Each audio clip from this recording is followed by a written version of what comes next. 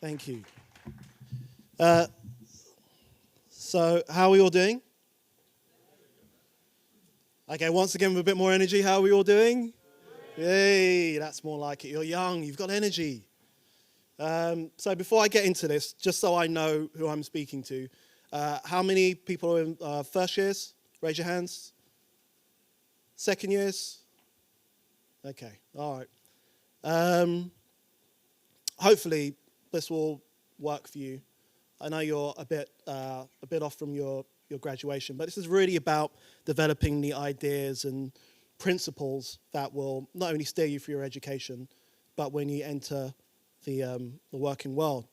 So the point of this presentation is that I hope it's going to inspire you to make brave, impactful, and meaningful creative work, not just throughout your education, but your whole design career.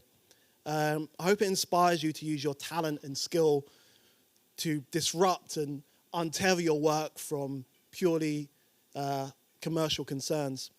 I genuinely believe that some of the creatives sat before me today have the potential to literally change the world. And I know that sounds a bit lofty and maybe a bit cringe, but I really do believe that. And hopefully through this presentation, I'm going to demonstrate how. My goal is that this session encourages you to create authentically and unapologetically about the causes and ideals that you believe in. I'm going to cover the steps to building a purposeful and meaningful creative practice, whether that applies to social activism, commercial work, or anything else that you're passionate about. This talk today is about how we navigate design, but also how we navigate marginalized spaces. It's about the ideas that drive our work and the ideas that shape our world. And I'm going to do a lot of this using my own journey, not as a story of success, because it's anything but. If anything, it's a cautionary tale. But it's really an example of how one might arrive at their purpose. So this is me. I'm a graphic designer, creative consultant, diversity and inclusion consultant. I'm from East London. I completed my degree at what is now London Metropolitan University. I've been in the creative industries for over 20 years. I've worked agency side, I've worked freelance, I've worked in-house, and at one point I was the head of creative for a marketing agency in charge of about 3 to 4 designers. After leaving the agency, I worked in the entertainment industry, designing for record companies and film companies for about a decade. But in truth, none of this is really why I'm here today. I'm here today because of one question. This one question is the only reason that I'm stood before you. Why? So, has anyone had a kid ask them a why question before? Maybe like a niece, a nephew, a little cousin.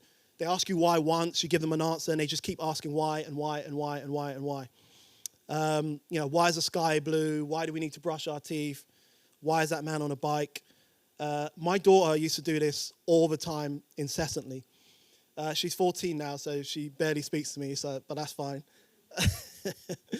But in 2009, a University of Michigan study found that when preschoolers do this, when they ask why over and over and over again, it's not that they're trying to annoy you. It's not that they're trying to prolong a conversation. It's because, as the study shows, they're trying to get to the bottom of things. If you ask why enough times, you get to the bottom of things. In the study, when kids were given actual explanations, they either agreed and were satisfied, but if they didn't, they were more likely to be dissatisfied, and they'll just ask the same question over and over again.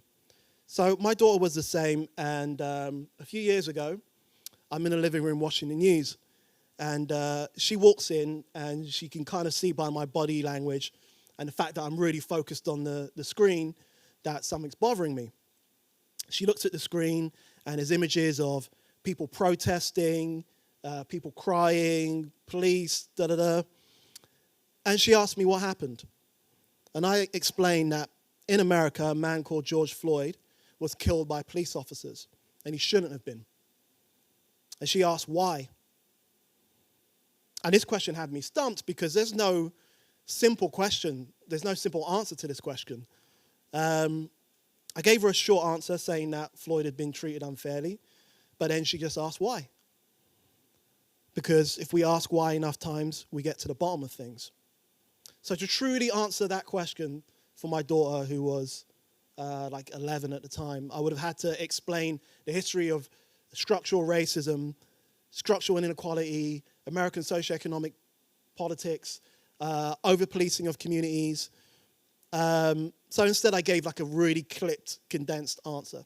Because all I wanted was for her to stop asking me the question so I could carry on watching the news. But in doing that, I realized my shortcoming, that I'd failed to adequately educate my kid about the content and ideas that she was beginning to experience. I knew I needed a better answer to that question. I knew I needed a way to create space and discussion and understanding, but not just as a father, but as a creative. As someone who's in the business of creating things that connect with people. So my daughter's why led to my purpose. And it's the same question that brings me here today. Why are you here? Why are you really here? Now, I've done this question in several universities, and sometimes I like open it up to the floor, but I won't do that today. But typically the answer might be that you're here to be inspired, or you're here to learn. But that wouldn't really answer the question. So just like kids, I would ask why again. Why are you here to learn? Why are you here to be inspired? Because to be inspired or educated is a means to something. To get a job or develop a career is a means to something. Whether you want to be rich or support your family or be famous, it's a means to something. Whether you want to help a particular group or a community, it's a means to something. And asking why is the first step in realizing that. Why is the first step in figuring out what really matters. The power of this exercise is that it reveals our actions and our beliefs. It reveals the things that are driving us. And if we can understand that, we can then understand what's driving others. And this is how we're able to serve others effectively as designers and creatives. This is how our work begins to make a difference in the world. Why is how we uncover our purpose. And I believe that our worth as designers and creatives is not defined by our labor. Now, when I say labor, I mean in terms of if someone came up to you and said, design me a website, I want it to be X, Y, Z, and you design it, that's your labor. But the impact of our work is really driven by our purpose. Our purpose is the why we do what we do. This is the root of our value. So I believe as artists and designers and creatives and problem solvers, it's our job to uncover that why, not just for ourselves, but for the people we want to serve, whether that be clients, whether that be communities, whether that be groups. So what does purpose mean for a designer? So this is my definition of purpose. Purpose means aligning our values with our work, making mindful choices towards the goal of positive transformation. It's like your operating system as a creative. This enables you to navigate spaces and not just produce consistent work, but it's like a filter.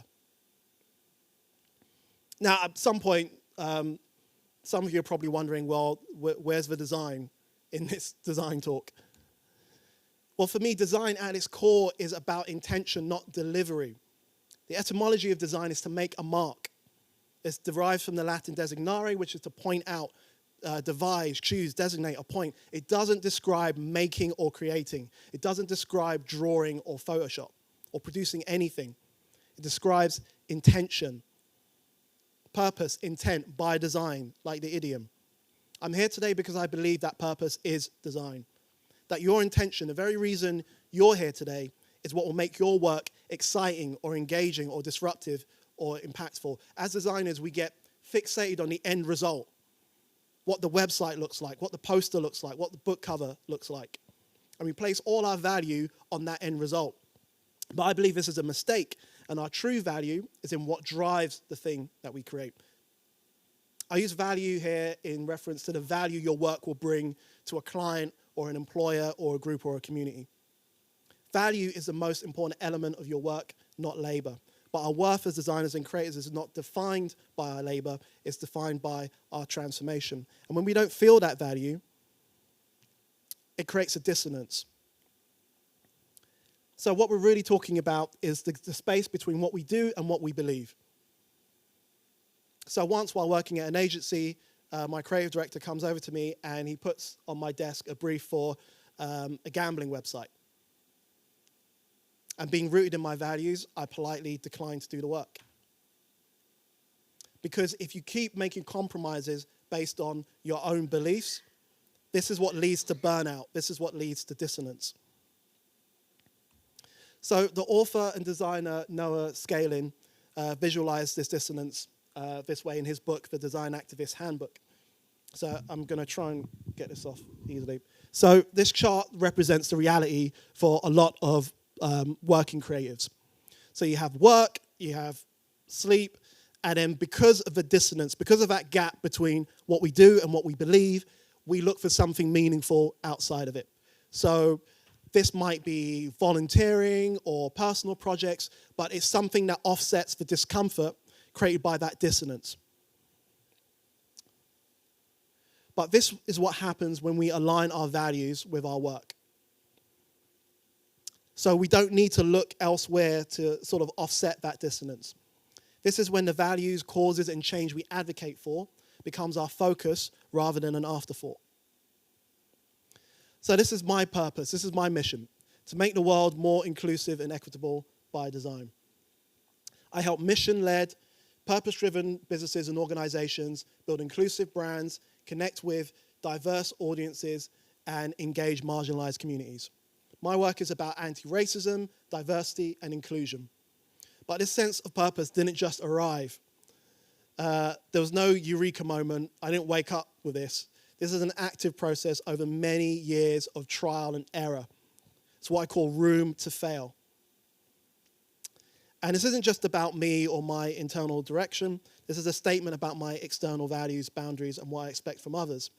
So this is a signal to the kinds of companies and collaborators that I want to work with, because ultimately purpose is not just why you do it. Purpose is why should anyone else care? It represents alignment.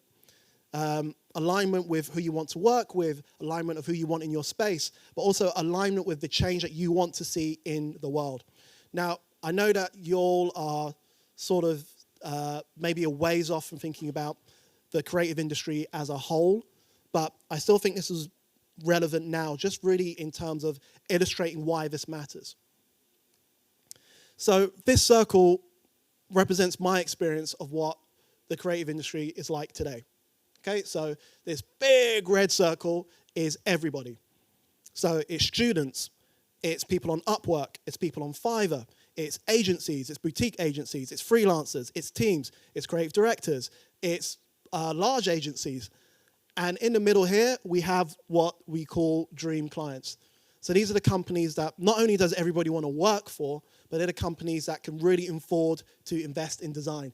And there aren't that many that can realistically afford to invest in design at a high enough level. So what happens is everybody in this red circle wants to work for everybody in the middle.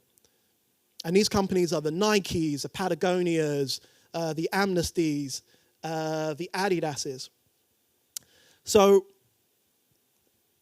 along comes you in a few years' time. And so now your challenge is everybody wants to work for these clients, and then here comes you. Your dream clients are surrounded by options. So let's say you go, okay, well, I don't want to work for Nike or Patagonia. I want to work for NGOs. I want to work for non-profits. I want to work for community organizations. Well, that's how this looks. They're still surrounded by options. But the one thing about everybody in these circles is that they are driven by value because they're investing in design at a high enough level. And when people are invested in value, they don't just want anybody. They want the right person. And you might be that right person, but now you have a challenge. How do you cut through the noise? And this was a challenge that I struggled with after I graduated. Purpose is how you cut through the noise. Because if you can produce a kind of work that signposts who you are as an individual, your values, your principles, how you see the world, your perspective, they will seek you out. Collaborators will seek you out. Organizations will seek you out. they'll find you. And this is way more advantageous than doing it the other way, which is what I did for years, which is sending off your CV to hundreds and hundreds of companies and never getting a response. Because ultimately, purpose works like planting a flag in the ground. It makes you visible. It's a statement of your mission, the change you want to create in the world, and it attracts those who share your values. If anybody's been to a festival and camped, and you know when you're next to that one tent that has a giant, like, Swiss flag in the middle of the field, the reason they have a flag there is so that their friends can find them, so that people can find them. And that's what your work is. It's a flag. Now, it's important to understand that there's a lot of potential clients or employers or collaborators who won't care about your purpose or your ethics. They'll just be like, I need a website next week, do it or don't do it. And that's fine, because ultimately we don't want to speak to them. We don't want to speak to everybody. We just want to speak to someone. We want to speak to the clients, employers, and organizations who do care, because purpose is attraction and purpose is alignment. Do you need a sense of purpose or a grand mission to have a career in design? Absolutely not. You can just treat this as a vocation. Lots of people did after I graduated. We used to call them art workers. And people have been doing that for years and years and years. But in my experience, that path goes nowhere. That path leads to burnout. Because if you're only trading your time for money, eventually the company you're working for will just find someone cheaper. And this is something that I've seen time and time over again. It's something that happens now. I know record labels who are using designers off Fiverr.com for huge campaigns for artists that you 100% have seen, just because they're cheap. But it's worth saying that this isn't just about jobs and careers. This is more than a strategy to get more work. This is about doing work that matters for people who care in spaces that include. And this is the result of like hundreds of conversations I've had with creators over the year. It took me a long time to figure out. So I lecture at universities. I lecture every week at Reading, and I lecture on an ad hoc basis at Camberwell, LCC, and a few others. And the other week I heard a story from my head of department, because they bring me in to do a lot of these social impact modules. And he said that he heard an objection from a student. So this is about a project with a social focus. And the line was something along the lines of, I'm here to do design, not sociology. And I found that really interesting, because I believe that design is sociology. I believe that design is sociology, it's humanities, it's history, it's social sciences, it's psychology. And some of you might be, I don't know, do I really need this? And there are professionals and educators who don't even agree with my ethos. You probably don't care whether your plumber comes to your flat with a whole bunch of purpose. He's probably just there to fix the leaky pipe. You don't really care what his value system is or why he's doing what he's doing. He's just there to fix something and then get out. If your plumber came in and was like, oh, I can deliver you all of this kind of value, I can, upscale your butt, you wouldn't be interested. You'd just be like, fix my leaky pipe. But, I don't know who needs to hear this, but you're not a plumber. Okay, that's not what this is. Problem solving is a huge part of design, but this is more about transformation. So I'd argue that all methodologies of design are concerned with change. To change opinions, to change actions, to change decisions. And this isn't just about activism or social justice campaigns. It's the same for advertising and marketing in general. This could be commercial or structural. A positive upturn in revenue. When a client comes to you and says they want a website, they don't want a website. They want an outcome. They just believe the website is a facilitation of that outcome. The outcome is 100 new customers. The outcome is an upturn in revenue. The outcome is 1,000 sign-ups to their email list. They don't want a website, they want a result. By asking why, you can uncover what that outcome needs to be. The problem is, at some point, design became synonymous with facilitation. It became about the delivery. It became about what the thing looks like, what the typography looks like, what the layout looks like. the space of the margins, whether the text is indented. But design represents change. It represents innovation. It represents disruption. So design is transformation, but that transformation comes from what you think, not what you do. This is what I call the difference between head work and hand work. You are not your skill in Photoshop. That's never going to come into, I mean, it's great to have, but that's not the thing that's going to make your work stand out or create impact. Sometimes it takes tremendous energy and influence to change anything. So, for example, to change the law, to change how communities are policed, to change how we listen to music, to change how we vote. These changes are all based on ideas, though. And designers are like foot soldiers on the front lines of ideas. We don't just create change for employers or clients. We possess the ability to change our ideas, our very ideas of businesses, our very idea of industry, our very idea of communities, our identities, culture itself. So this is my good friend, Kenneth Bailey. He runs an organization called the Design Studio for Social Intervention in Boston.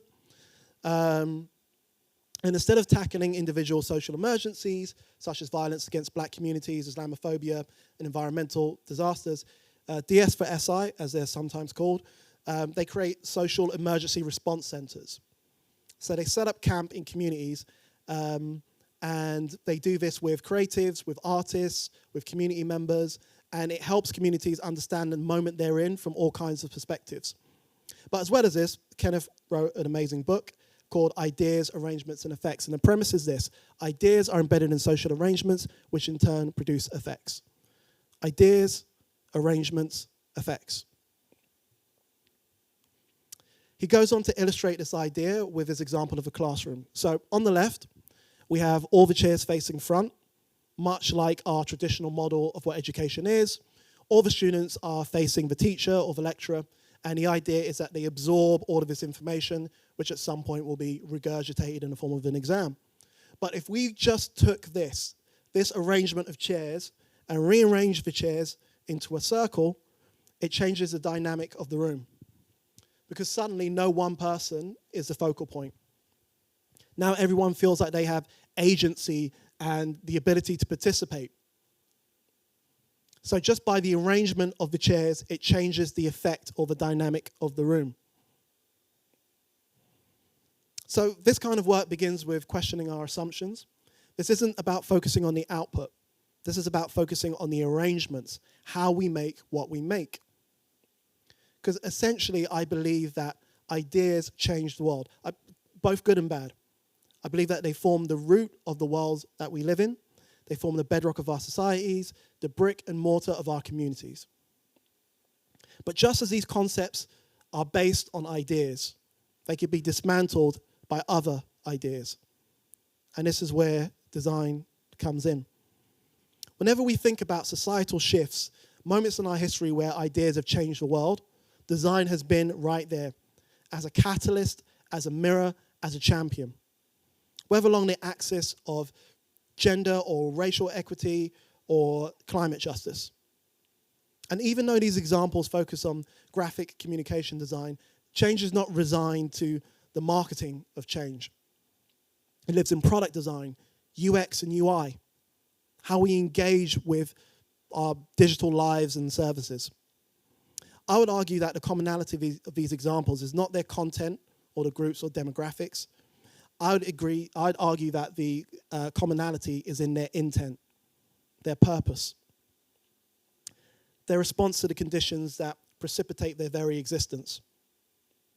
When looking at this work today, it all feels really iconic and huge, and it feels like this is perhaps not attainable. But they all begin with a fundamental questioning of the status quo. All of this work begins with why. It begins with one person questioning the status quo in a particular context and formulating a response to that why. Black Lives Matter started as a hashtag. And it since has gone on to be the face of racial social justice. And whenever you see this combination of black and yellow, you probably think of Black Lives Matter.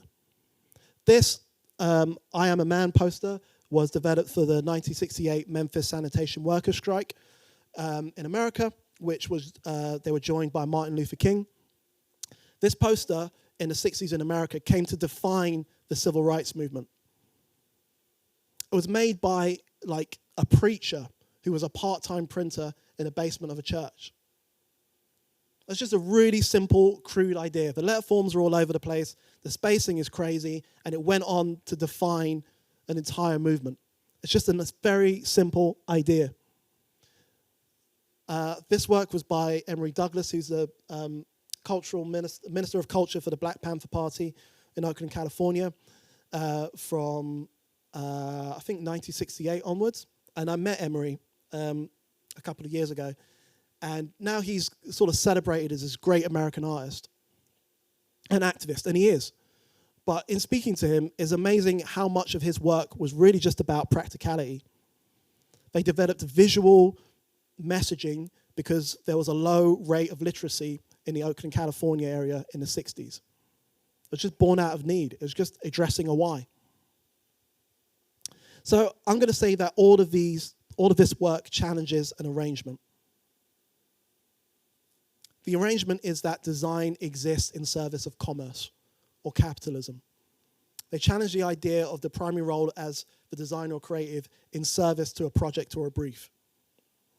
The marketer Seth Godin said that our new civic and professional life is about doubt. It's about questioning the status quo, questioning marketing and political claims, and most of all, questioning what's next. So often as designers, and you'll get this a lot over the next couple of years, you'll get a lot of what we call tactics. And these tactics will be here's how to present your work file, here's how to present a great portfolio, here's how to present your work. But the onus is always on us to adapt and fit, to negotiate and navigate our environments rather than to challenge them. But as change makers and transformers, because that's what you are, as disruptors, because that's essentially what you are, we can change arrangements to suit us, to suit our vision, not just of the world, but of our spaces, enabling us to produce our best work. So this is the first part of our journey. We start where we are, and we start with why. Why isn't this organization more diverse? Why isn't this brand more transparent? Why isn't this space more inclusive? Why isn't this process more sustainable? Why isn't this issue more visible? So, key takeaway, start with why. Cultivate curiosity, explore your needs and values, question the arrangements around you. And you don't have to wait till you graduate to do this. You can start doing this with your work right now. So, believe it or not, this is me. Back when, this is my first day of university, when I was, I think I was 18 or 19 years old. And I'll never forget this day. Probably for all the wrong reasons. But after this picture was taken, we had our first session. So this is my degree course. This is amazing. I'm really excited. So our first session was on semiotics. So I did design studies. And the first task that we were given was to give an analysis of a print advert based on semiotics. We were split into small groups. I was paired with 2 Asian students. And we had to sit down and formulate our analysis. So naturally, I just completely took control. I was like, cool, I got this. This is all good. Here's the analysis. Boom, boom, boom, boom, boom. Write it all up. Fantastic. Tutor starts coming around the tables and looking at everybody's work. And she asked me to read my analysis of this ad. So I go, okay, cool. Here's my analysis. Boom, boom, boom. And she immediately goes, well, you've obviously copied that out of a book. You've cheated. You've stolen that. Do it again. And I stopped and politely but firmly reaffirmed my ability to write and conceptualize ideas, even though I had earrings and I was wearing a hockey top. What happened was the lecturer made an assumption about my ability based on my appearance. And unfortunately, that trend carried all the way through university into my early career. And it was challenging to negotiate this landscape because this is before diversity and inclusion were on the agenda. And these were spaces where I'd find myself the only person of color in the entire company. And things aren't really that different. Like, you know, I don't want to be negative, but that's the reality of it. So I came up in a time when a branding agency director will casually tell a racist joke in the middle of an open plan office, or people would ask if I could rap or dance or try to touch my hair. And this created a sense of dissonance. But I persevered and ended up at a marketing agency, working on a mix of clients from corporate to hospitality. I did brandings, ad campaigns, copywriting, and I got pretty good at it, but I didn't have much emotional connection with the work. While I experienced less racism as I sort of moved forward, there was still a lot of microaggressions, still a lot of toxic environments, and the general level of diversity and representation was almost non-existent. I was in my 30s before I met another person who looked like me, who did what I did. After I went into music and film, those spaces were a little better, but they weren't always equitable or particularly inclusive, because I was really just a facilitator, or as I was described at the time, a safe pair of hands. And when our worth is defined by labor rather than the value we create, it's a race to the bottom. So eventually I began to burn out. Through all of the compromises and all of the wrangling and just trying to find my way through, I got depressed. It was a real struggle. Because a large part of it was this kind of work, though it was great and it was very visible, it didn't really align with my values and my principles, not just in what it represented, but how it was created. It wasn't always created with equity. It wasn't always created in particularly positive environments. So I began to develop self-initiated work.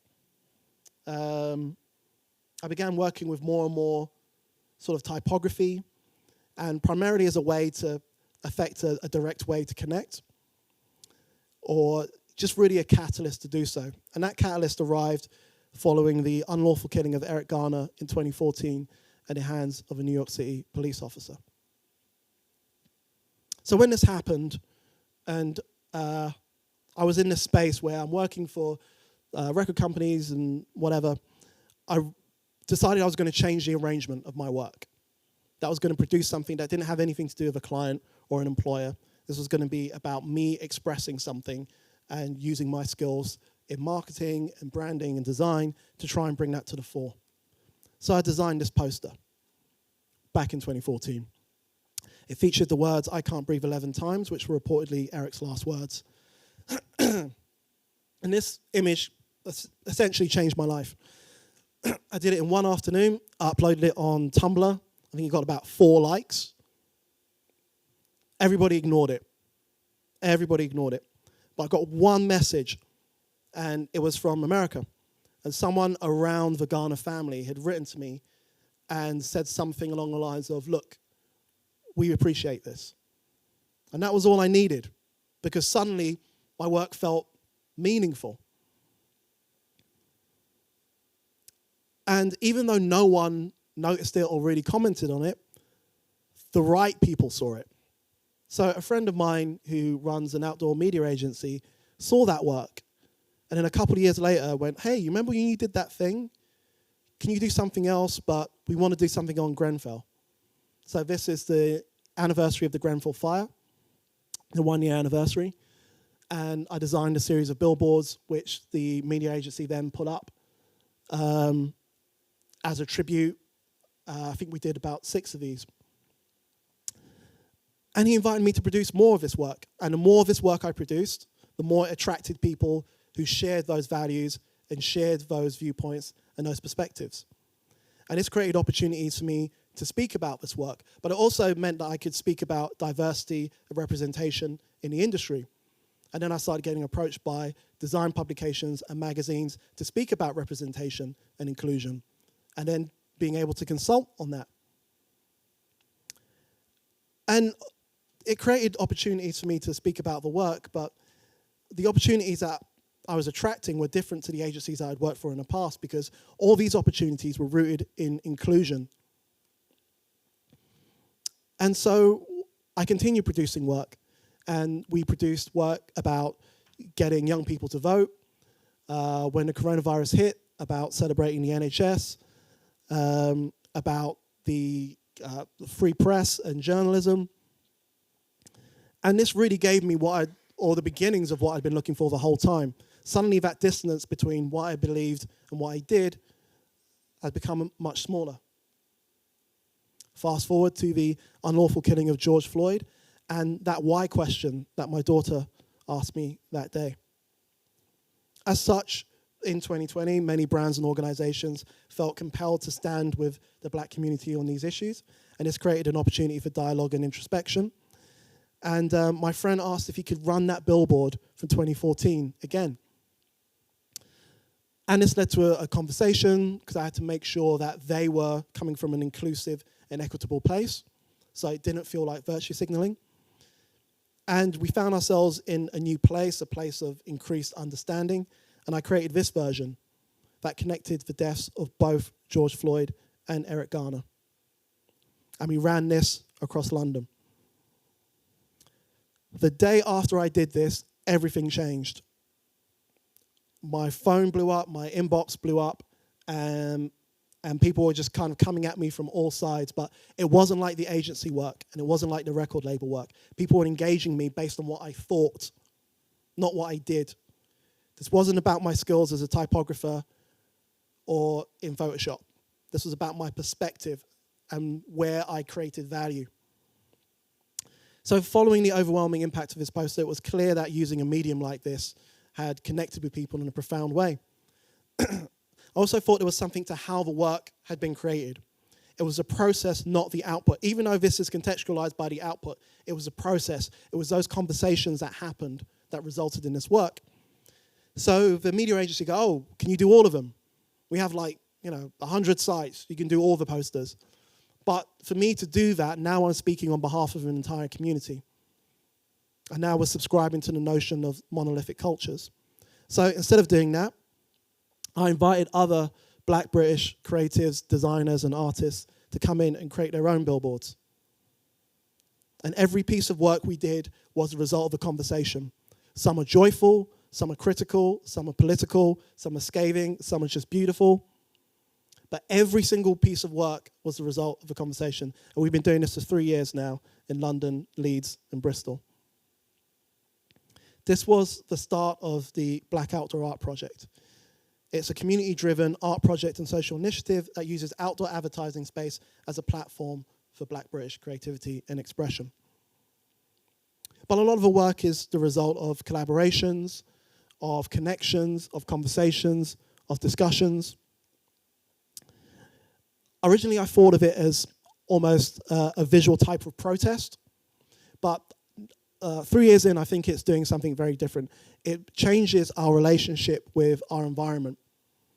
In spaces where people perhaps feel marginalized or have less agency or less connection with their surroundings, having an artist billboard, because they all live in the areas that these billboards go up, changes their relationship with that space. Fast forward to the death of Chris Cabba last year. And again, like Floyd and Garner, I worked with the campaign organizers around Chris Cabba, and we produced this in the first week of that incident happening.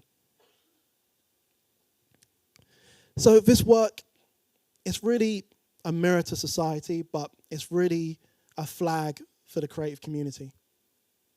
When I think back to those days of walking into agencies and studios and not seeing myself represented, this project unsettles and challenges that idea. If I want everybody to engage in a critical discourse around racism and marginalization, I'd have to go door to door or stop people in the street or maybe do a poll. And those aren't always the best way to kind of get authentic dialogue through people. But if I put up a billboard, suddenly that conversation becomes scalable. And the conversations aren't always positive, and the responses aren't always positive. But that's the point. The point is that level of disruption. So the key takeaway here is start small, self-initiate a project, work within your resources available, ideate and experiment. Because all of that work was from a single piece that I did on Tumblr back in 2014. And I guess the point of that is this idea of room to fail. So when I'm producing self-initiated work, I can get it wrong. And getting it wrong is what will push you forward. But if we're very precious about our output, because we hold all of our value in the output, in what the poster looks like, in what the leaflet looks like, we miss the learning, we miss the spaces where we might be able to ideate and come to something like this. So it's about utilizing that space, that room to fail, to deliver your best work. So after this, I started exploring the idea of how can my work be used as a tool that reflects a diverse and multicultural Britain, as well as anti-racist movements. How can I create products that kind of force a function, that force people to engage with these ideas? So I started with typography, and I wanted to start with something that reflected my community, the British Black Caribbean community in London. So I was trying to figure this out, and I was like, what could it be? What could it be based on? And then it came to me. I was like, the Empire Windrush, which is the ship that docked in Tilbury in 1948, bringing workers from Jamaica, Trinidad, and other Caribbean companies to fill post-war work shortages in Britain. So this docked in Tilbury, and it's iconic as far as the Caribbean community, but also as far as Britain's concerned. And I thought there was something in this lettering on the front of the ship, which I think was either wood or metal, and it didn't seem to be based on any particular typeface. So I was like, I'm going to create a typeface based on that. So the whole point of this typeface is to use this typeface, you have to engage with the themes of the typeface. I consider it a forcing function. A forcing function, just in case, you probably all know, but a forcing function is a design function where we get the user to engage in one action to do a secondary action. So if you ever stayed in a hotel, to leave the room, you have to remove your key card, and that switches off the light. That's called a forcing function, because hotels were losing loads of money because people kept leaving their lights on. So I consider my typeface a forcing function. I think it would be very difficult, not impossible, but if you felt some kind of way about the community I'm from, I think it would be very difficult to purchase that typeface and use it. So I created it, put it on my website, and I got to see how people engaged with it, when people were purchasing it, and what they used it for. A while ago, I got an email from a designer called Abby Wright, and she was working on a project which is now in Waterloo Station. It's called the Windrush Memorial. It's by an amazing artist and sculptor called Basil Watson. And this is a permanent tribute to the Windrush generation in Waterloo Station. Abby called me because they wanted to use my typeface on the plaque itself. In fact, they use a typeface as really the brand identity for the whole campaign. So this is now permanently fixed in Waterloo Station. I got to go down to the launch, and that was all very cool. And everybody was engaging me. Oh, your typeface is amazing. This is so cool. Blah, blah, blah, blah, blah. And that's great. But this isn't about me. This is about my parents and my grandparents and my wider community. That's the significance of this typeface and how I've created it. So because of this work, it attracts a whole different section of clients. So now I get to work on things like I've just done Steve McQueen's Small Axe. So this is a cover for the Criterion release, which comes out in April. I designed the cover for Dilibe Onyama's seminal book, A Black Boy at Eton. This is a book about his experiences at Eton in the 60s, I believe it was. Dilibe passed away last year, unfortunately. I work for the Lyric Theatre in Hammersmith, producing all of their shows or marketing for all of their shows. We started with the Celebrations of Blackness Festival, and then all of the plays that are running at the moment, I'm doing the next 6. And they represent an inclusive employer who's engaged in how they interact with the community. I designed the branding for Global Letters from the South, or Letters from the Global South. So this is a project from Muslims Declare and 0 Hour, who are a climate organization. I got to design reports on diversity, race and mental health for D&I consultancies. A walking map of Deptford's legacy of slavery for a non-profit organization in South London. And all of this is from this one graphic that I produced on Tumblr in 2014. And I don't say this because I want you to feel impressed by it. I say this because I want you to understand that these small beginnings, these small just concepts are all just foundational, all based on ideas. This is just a simple idea that just challenges an arrangement to produce a different effect. Idea, arrangement, effect. So the takeaway is to build communities around your work. I know it sounds easier said than done, but invest in relationships. So this is treating relationships as an active thing. Share, write, and document your advocacy and put yourself on the hook. By put yourself on the hook, it's one thing to talk about this stuff, but it's another thing to turn down work because you don't agree with where the organization sits ethically. And that can be hard. And it's one of the questions that comes up when I do talks like this is, how do I turn down a project when, I really need it? And that's what it means to put yourself on the hook. But, so one thing that I'm always wary of is whenever I show this work, it's very visible and it's very output-based. And it looks very cool and looks very impressive. But I don't want you to think that that's where design stops. It doesn't stop with the poster and the output and the thing we make. It can be utilized for community organizing. So we see this in methodologies like design thinking in areas like service design. We see this with organizations like the Design Council and their Double Diamond Framework. This is Dory Tunstall, who's a design anthropologist, writer, and Dean of Design at OCAD University in Toronto, Canada. How this applies to purpose by design is exemplified by a quote that she said. She said, "The purpose of all we make, whether big or small, strategic or aesthetic, is to change detrimental value systems that affect everyone's well-being." Now, when she was speaking about this, it was in the context of, hang on, I'm going to try and dot that. It was in the context of an article where she was talking about the role of design in protesting.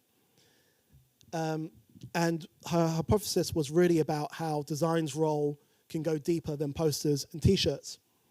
So when we think of design and community activism, we often think about posters and banners and buttons, and this all represents the sort of tangible ephemera of design.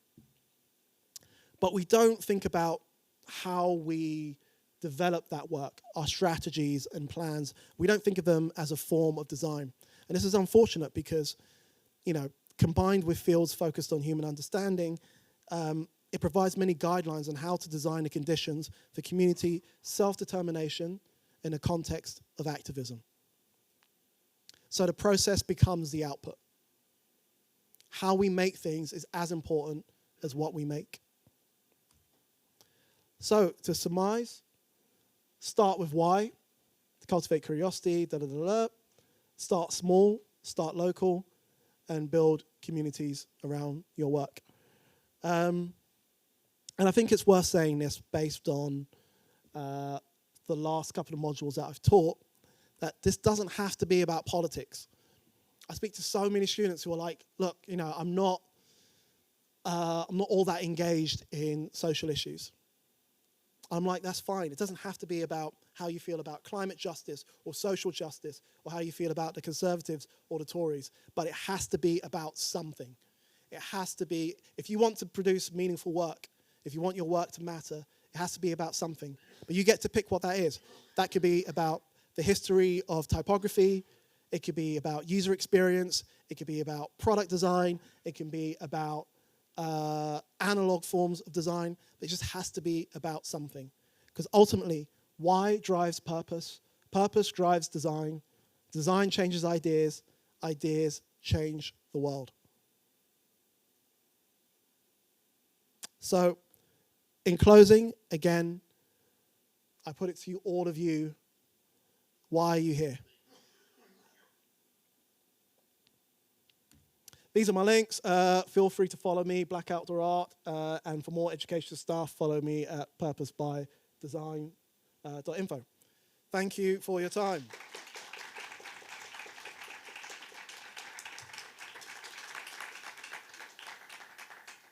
Awesome. Thank you, Greg. That was amazing. We'll open up to Q&A now. So has anyone got any questions that they want to fire? That was very quick. Thank you. Thank you for coming today, Greg. So in my graphic design future, I want to do this kinds of stuff that you currently do. But my main concern is like I know how to actually navigate those spaces, open up conversations with those communities to better represent them. But I'm worried about accidentally misrepresenting or coming across as virtue signaling. So what would be your ideal tips and just general advice on how to look out for virtue signaling and how to best avoid it? So I can sum this up in one point. The process is more important than the output. So if you're thinking about the output, and the output is you're developing a poster, and this is for a community that you don't feel you can take up space in, engage someone who can. That's the only way. You have to engage, and it's hard because it's a difficult thing to put it on someone else. If I have a project that is, addressing a need from a queer community, I have to put that out to somebody else. I have to engage someone else because I can't speak on behalf of that community, just like someone else can't speak on behalf of mine. So it has to be about these conversations and these discussions. That's why one of my points is invest in relationships, because it's a tough thing to go to your one friend who's in a particular space and be like, okay, you're going to be my spokesperson for this project. But if you have those connections in your world and you have a lot of them, that becomes a lot easier. It's just, it's what we used to call sense checking. It's putting something in front of someone else and going, is this cool? Am I right to say that? Is that the right way to go about that? And that's the only way you can produce authentic work. The problem is when you produce that work, people who see the output don't see what goes into it. So, you might be challenged on it. And it's not to say that you should have these conversations so that you can't be challenged. You have these conversations so you can produce authentic work. You don't get to control what happens when that work is out in the public space, but that's fine. Because as long as it's been created with true inclusion, real inclusion, then it's valid and it's entirely acceptable. So yeah, it's just, I think with a lot of design, or at least in my experience how I was taught, design becomes a very sort of solitary thing. You're at your computer and you are designing the thing, but the future is collaboration in terms of design. And that kind of collaborative thinking, so many times I say in my classes, lean on each other, engage with each other, because everybody has tunnel vision the minute your project's due. And they're like, I don't want anyone to see my work. I'm going to be myopic. But it has to be about collaboration. It has to be about those connections. Okay, thank you for your answer. Cheers, thank you. Awesome. Any other questions from anyone in the crowd? Oh, yeah, got a couple there. Thank you for coming. My final essay is on racial injustice in design, and you and Emery Douglas are some of my designers, and I wanted to ask what you would say the main difference between design activism now and design activism before was, what your opinion is. So design activism previously was really about addressing very specific needs. So Emery's work is really about addressing a very specific need in Oakland, California in the 60s and 70s. And it's looking at this space and really producing work that makes up for a low literacy rate and trying to make very complex ideas very visual. Whereas design activism now is much more contextual. People are much more aware of these issues. And so it's become a more sort of expansive space. So the challenges now are very different to the challenges back then. There's one thing from raising awareness, which, you know, I could argue that a lot of design activism from the 50s, 60s, and 70s did, which is really visibility on issues, because there's no social media. There's no 24-hour news cycle. This is how people learn about issues. This is how people learn about what's going on outside of their communities. Whereas now we have social media, we have a 24-hour news cycle, we're aware of these issues. So I would say that design activism now is more concerned with driving action as opposed to building awareness. Go on. Okay, I was just going to say, like, there's a really important distinction between awareness and action. So in terms of the work that you produce, you have to be really mindful of what it is that you're trying to do. So whenever I teach projects that are about or have some sort of social focus, one of the key points is, what are you trying to do? Because driving action is very different to raising awareness. That's not to say that either is more important than the other, but you just have to be really clear on what you want the output to be. What do you want the transformation to be? What action do you want the person seeing your poster to take? Is it to contemplate issues? Is it to just bring visibility? Or is it to sign a petition, visit a website, write to your MP? And where I see a lot of design activism struggle today is when that distinction isn't clear. But thank you for your question. Thank you. Gabby? Hi, Greg. Inspiring work, amazing. So you do a lot of stuff and you cover a lot of subjects, tough to handle. Mm-hmm. I would like to ask why. Why do I do lots of...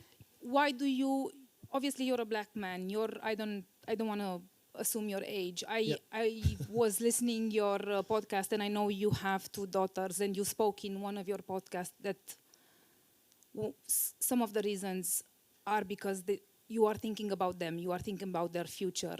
Mm-hmm. I was listening to your sisterhood podcast, amazing, thank you so much. I took so much out of it. But obviously, like I said, you are tackling other issues as well. So my question is, why? Because that's what I believe the value of this work is. This work is about change. And the axis of change doesn't just sit with my views on racial equity. The axis of change goes across gender, it goes across demographics, it goes across different social groups. So if I can be in a position where I could be a linchpin for that change, or I can be a way to facilitate that change, or even engage people in that way, then I'm happy to play that role. Now, even though all of the work that I do seems quite broad, there is a very central theme that runs all the way through it. And it's all about making the world more inclusive by design. So even though it feels like, you know, it goes across branding and book design and poster design and in consulting, there is a very clear path all the way through. And it's all through design thinking. It's all through asking why. It's all through that process of iteration. And I try and apply that to all the projects that I get to work on. Does that, yeah? Yes, and I think I would also like to ask, how are you creating those links, those connections? I mean, I don't think it's that easy to just send an email to people you don't really know about and invite them. Don't do that. No, you have to put up a flag. You have to make something. So whatever it is that you're passionate about, whatever it is you stand for, you have to make something around that. And that's what brings people to you. It's a flag in the ground. And it's the way that I was taught when I graduated was to write to companies, like physically write to companies, send your work in like a little envelope, and be like, "Hi, I would like a job." That doesn't work. Not if you want to produce like impactful work that has meaning. You have to produce things that people can really gravitate towards what your mission is, what your perspective is. Whether that's a podcast, whether that's a journal, whether that's a piece of self-initiated work, whether you're doing t-shirt printing, the minute you start doing that, people notice. And it took me ages to figure that out. Because I was just like, I came out thinking that the way I was going to get to do better work was to be more professional and to be more efficient and to be better at Photoshop and better at InDesign and even better at Illustrator. And, you know, all of that is important and you need all of that and that's fine, but that isn't the thing. Before all this work, I was largely anonymous. Like my work was just, I was one of, you know, hundreds of people just doing the same thing for the same agencies and the same companies. And this isn't to say that I'm doing the work so that I can be visible or that I can be famous. It's that I'm doing this work so that it has meaning and that it can be meaningful. And I can see the change and the impact it creates, even just conversations. Even sometimes when I'm just, because much of my work is really just talking. I talk more than I design, and it's not even close. But in that talking and in those discussions, that's when you see the transformation. That's when you see like clients go, oh, okay, so we need to do, you know, and it's that, that's the reason that I do it, for just those moments. Thank you.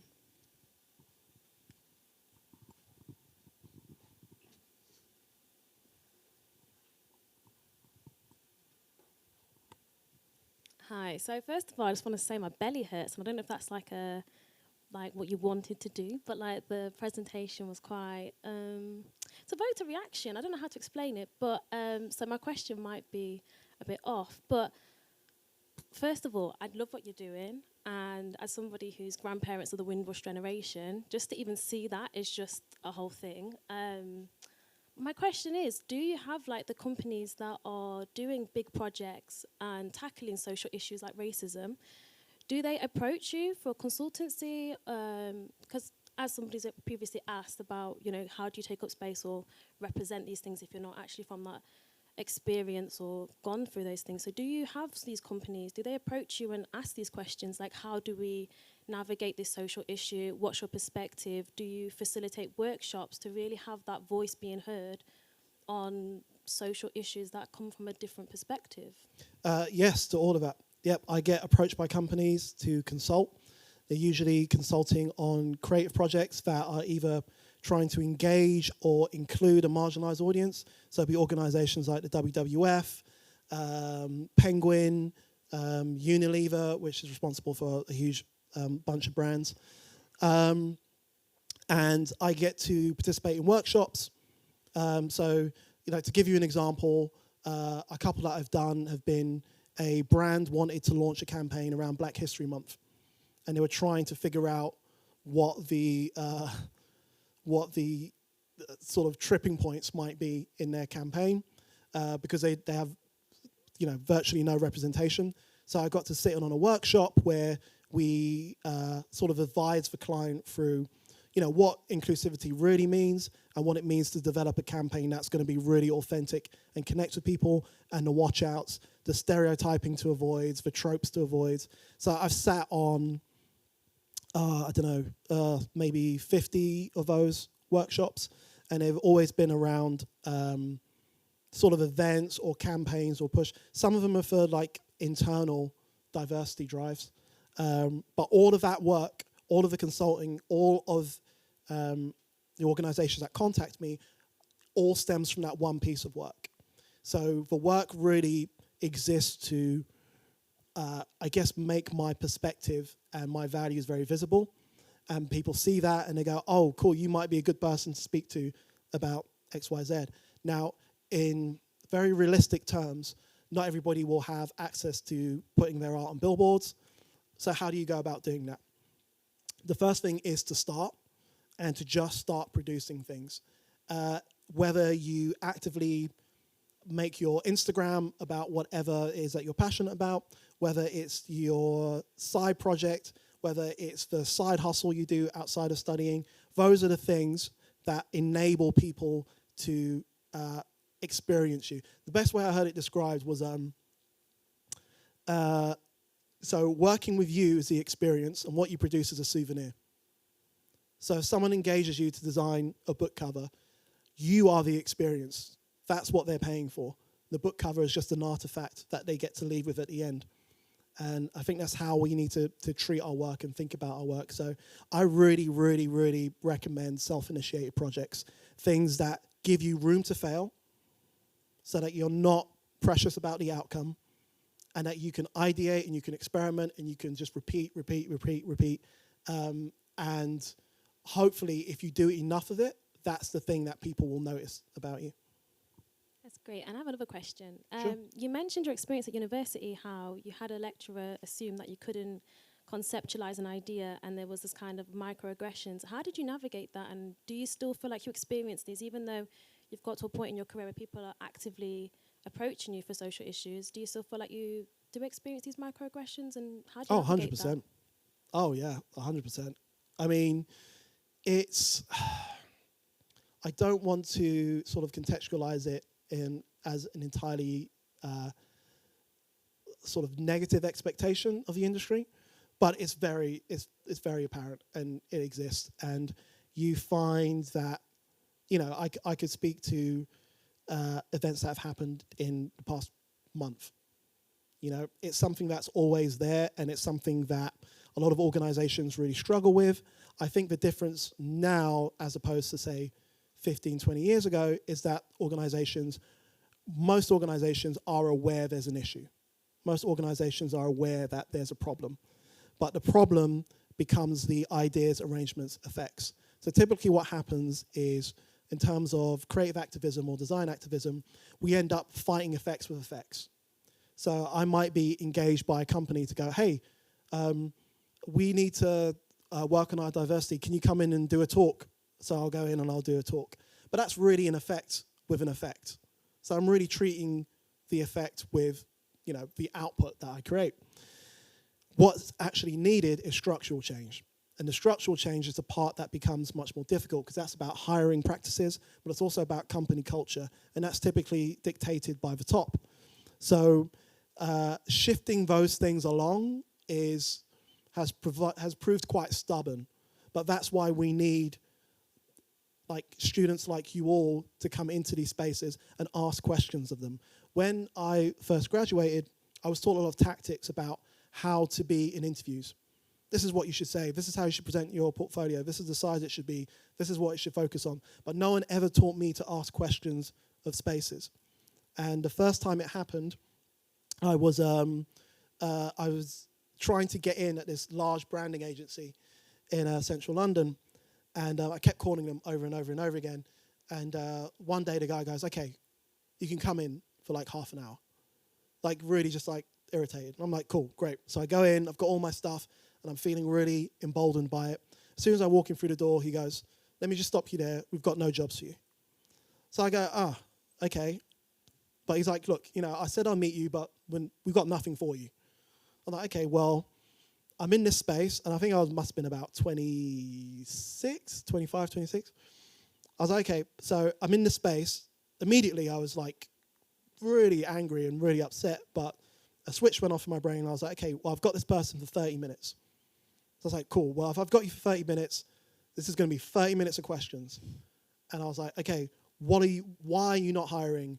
Who have you been hiring? Why did the last person leave? Why do you find it so difficult to find this? Why do you find it so difficult to do that? And when I came out of that meeting, after that, I started getting work. So it's really about asking questions of spaces. And as designers, we're well positioned to do that, because essentially all of our work, you know, if we're being effective and intentional about it, should stem from the why. Sorry, I went off there. No. You kind of like went into my next question as well. So I come from like a HR background, so we kind of would look at the percentages of like different ethnicities, why they're like staying, why they leave, all these different questions. So I just wondered, do people from that like part of the companies, do they reach out to you and say, you know, can you come in for diversity and inclusion, or is it kind of less than a HR professional speaking to you and more like just from a higher up, like within the organisation? How does that work for you? Like, and how do you navigate those spaces within a corporate environment if it is HR based? Yeah, so sometimes it is HR. So sometimes I do get to sit in on workshops for HR, and a lot of these workshops come through my work with a diversity and inclusion agency called the Unmistakable.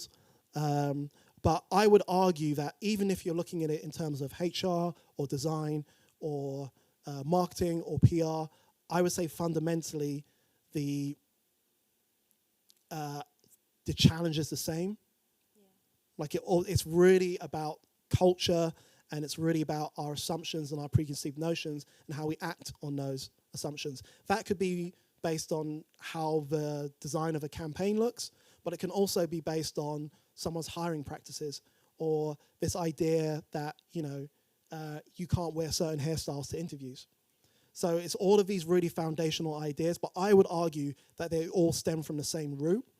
And it's really, the thing is, like, being on this side of being a designer, like, these skills are applicable in all kinds of contexts, not just in terms of producing work. They're really useful in terms of questioning corporate culture, questioning company culture, organizational culture. And this is something that I really learned. So I got to spend a couple of days with the design council. So what the design council do is more in the field of what I would call service design. And this is about, how do we get people to sign up for vaccinations? How do we get people to register to vote? Is that process streamlined? Can it be improved? And this kind of holistic way of thinking about design, it's not about the output. I went into those sessions thinking this was going to be about designing something. So I showed up ready to go, and it wasn't. It was just loads of talking and Post-it notes. And I was like, oh, what is this? And eventually I realized that this is the thing that creates foundational change. So it's about taking that practice, whether you call it design thinking or ideas, arrangements, effects, or the double diamond, and taking those methodologies, but not just applying it to producing a book cover or a book jacket. How do you apply it to an organizational structure? That's great. And I have one more question. When you said put the flag in the ground, when you first did it, was you scared? And what would you recommend when people are about to put their flag in the ground? Okay, so that's a really good question. So when I first did that poster, I was in a pretty low place, and I didn't really care what the outcome was going to be. I was tired and frustrated of making these compromises and dealing with these sometimes very overt instances of racism in the workplace. So that became my sort of, that was like me getting it off my chest. Since then, and since we've done the project, I work with lots of different designers from various backgrounds, but safety is always a concern, especially when you're making your views on social issues very, very public. And it's something that you have to be very, very conscious of. I've worked with a couple of artists who've been very nervous about making very public displays or being publicly sort of targeted. I counseled a designer through a recent project. It wasn't one of mine. It was a similar project for another organization, which was really ugly. It was really ugly. She basically got targeted by a bunch of far-right groups, Daily Mail readers, that kind of thing. And it was a very, very difficult couple of months for her. And I saw a lot of the messages that she was getting in. And, it was scary. It's scary stuff, especially if you feel somewhat vulnerable. So that's something it's always worth considering. It all comes down to intention, but you have to be really clear on what it is that you're trying to do and make sure that you're okay with the results of that. I'm okay with putting up disruptive, slightly challenging work because, I'm happy to, argue with racists on the internet all day long. Don't do that. It's a waste of time. But I'm happy to do that. But you have to be clear on what your boundaries are, especially if you're going to make something that's contentious, and be aware of what that might lead to. Thank you for your time. Thank you. brilliant questions there. Thank you. Anyone got any final ones before we close up today? We do. Oh, we have a few. Nice.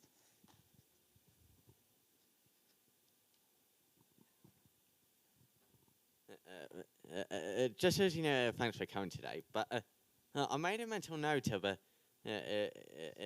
the things you mentioned, and from what I can see so far, the outcome of your current work so far has been really made an impact, hasn't it? So, what my question is, do you think they're having an actual impact on the world at the moment? And of course, I'm involved. When I say that, I mean the current crisis that are going on at the moment. Do you think that they're working? So somebody asked me a similar question about Black Outdoor Art it's like a company conference thing. And they're like, what's this for? What is it for? What does it do? And my answer was that the project existing is what it does. That's all it needs to do. And I think that sometimes as creatives and marketers and professionals, we get sucked into this trap that everything we do has to be like built up into something. You know, like you start a project and then it becomes an organization or a company or not-for-profit. And I don't subscribe to that. I think that sometimes our work can just be, it's just enough that it's out there and that people are engaging with it. And so the impact for something like Black Outdoor Art might just be discussions, and that might be just as far as it goes. It might just be a talking point that people go back and forth on whatever issue they're discussing, and that might be as far as it goes. I know it's had more impact beyond that. Like I can speak to the metrics, I can speak to, you know, getting over 100,000 likes on one post, but in terms of what does that really mean and what does that really change, that's the thing. There's no measurable way to know how your work is going to play out in the next 5 years or the next 10 years. You just have to make it believing that it can have some change. Because it's very hard to measure that impact. And if you were going to go based on metrics, so if I was to say it had, 5 million likes, it's very hard to convert that into, does that change how people feel about racism, or does that change how people feel about equality? So I think just making the work is enough. I don't think we have to be too mindful of, whether this is actually quote unquote working or not. I think it's just enough to get it out into the public space, and other people will tell you whether it's working. So most of my engagement with these projects comes from people messaging me or sending me emails, and that's enough for me to feel like it has a suitable amount of impact. And I know it's had impact because I'm here speaking to you today. And this wouldn't have happened 10 years ago without this work. So that's the impact that I get to carry forward.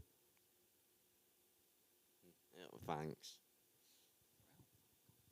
Thank you. Any final questions?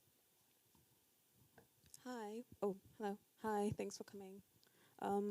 You talked about still experiencing racial injustices and uncomfortable situations and stuff in the workplace. How do you go about setting boundaries with people who have offended you without offending them? You don't want to call someone racist, but then it's 2023. You feel like everyone should know where the boundaries are. So how do you kind of just sit down and tell them, or do you sit down and tell them, or do you just let it go? So the best way to do this is to do this at the start. So you have to be really clear on how you work and how you want to work, and you have to say that up front. That can be in a form of a checklist, or it could be a document, or it could be a phone call. I won't work on anything until I have a conversation. And in that conversation, I'll raise, this is how I work, this is what my process is, this is what I expect. I have contract templates for everybody I work with to set boundaries about this is what I think is acceptable, or this is the kind of behavior that I expect from this project. And you have to set all of this up front. You have to say it all. And no matter how many times I do it, there's always something. There's always something that comes up with, hey, I thought I could use your logo on and it's, oh my gosh, so now I have to add that to the list. So it's just this ever-growing list that really sets and clearly defines your boundaries. And this isn't just the case for when you graduate and you're working for organizations. You can do this in your general practice. You know, like something really minor. My working hours are like 10 to 6. Like that's it. That's just a really simple boundary. If you email me at 6:01, don't be mad when I don't reply, because I've given you my hours. And it's just about, the more you do this, the more you understand where your boundaries need to lie, and you just there's no easy way to do it. And sometimes people get their feathers ruffled, but that's better than the alternative, because I've had the alternative where people are screaming at you down the phone, threatening you and saying your work is going to do this, and it's an absolute nightmare. So you're way better just getting it all, just journal it. You know, write it down on a piece of paper, like, this is what I expect from my projects, or this is how I expect my projects to go. And you can even do that in terms of group projects. Set the parameters for how you want to work. We're going to work on this between 12 and 4, and then after that we're going to just be as clear and upfront, because that's the only way. If you're waiting for other people to get a sense of your boundaries or to be empathetic to your boundaries, it just doesn't happen. Excellent answer. Thank you. Have we got any more sort of questions? This should be the final one if anyone wants it. Yeah, one more.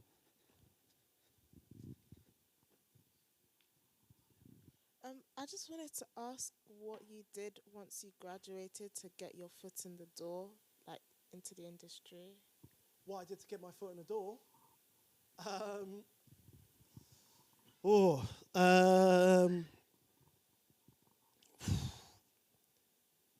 So I guess the thing that changed everything. So after I graduated, I couldn't get a design job. This is a long time ago, so I don't want this to sort of colour your experience. But I found it really difficult to get anything. And I just ended up doing little things, like I was doing like logos for bands and just like ads for local shops. And I kept doing that for ages and ages and ages. And then eventually I found myself working in a trainer shop, of all things. And one of the girls who was working there had just come off an internship at this branding agency. So she was like, oh, you should definitely try that. So I wrote to them, sent them some of my work. They were like, cool, cool, cool. And I got in that way. And doing that internship it sort of introduced me to sort of how my work is today.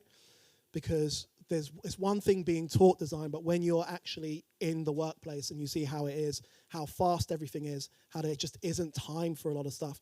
So I came in, and the first thing I had to do was a campaign it was the first pension organization in Turkey. So this is way back when.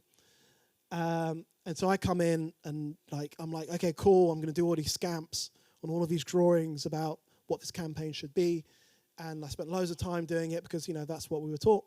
And I was working with a senior designer. And as soon as I showed her my work, she was like, we don't do that here. Like, we got 3 options to the client by the end of today. Like, you have to just do this. Like, there's no sketching, there's no ideation. So that's why why I say it's so important to have this room to fail at this point. Because once you graduate and you're in the field, you don't really get so much space to ideate. So that was really my introduction into the industry. And I imagine it will be the same for most of you. It'll probably be through placements. It'll probably be through sort of getting your foot in the door that way. The only advice I can sort of offer is really to get as much as you can out of it. Ask questions of the space. Like, really drill down into how they work, why they work the way they work, why their clients work the way they use every sort of touch point as an experience to learn and to kind of get work in your bag.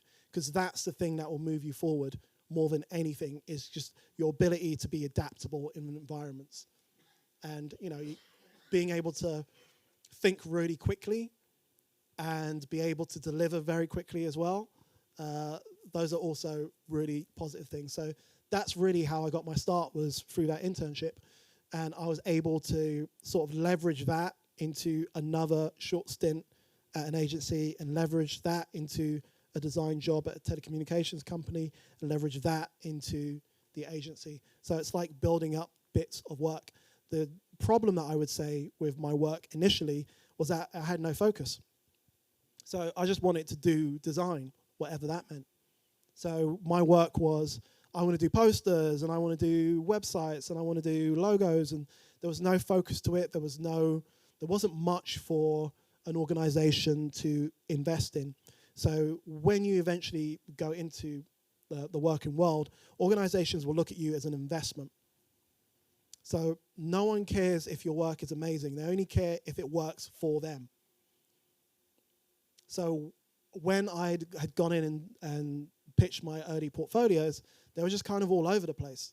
There wasn't really anything thematic or anything contextual that held them all together. But as I sort of moved through the industry, I started developing particular books for particular things. So I had a book that was more corporate, and then I had one that was more sort of music and more sort of consumer. And that really helps. That really helps navigate those first few years. But yeah, just take as much as you can from those experiences. Try to be adaptable, and just use the time that you have now to just really, really push your idea of design as far as it can go. Because by the time you start working, there'll be more than enough people who will be trying to pull you back. And it's better to push them a little bit further than to just kind of go in doing like very conservative work.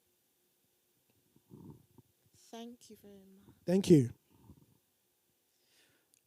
Awesome. Brill. Some excellent questions there, guys, and a fascinating talk from Greg there. Truly inspirational.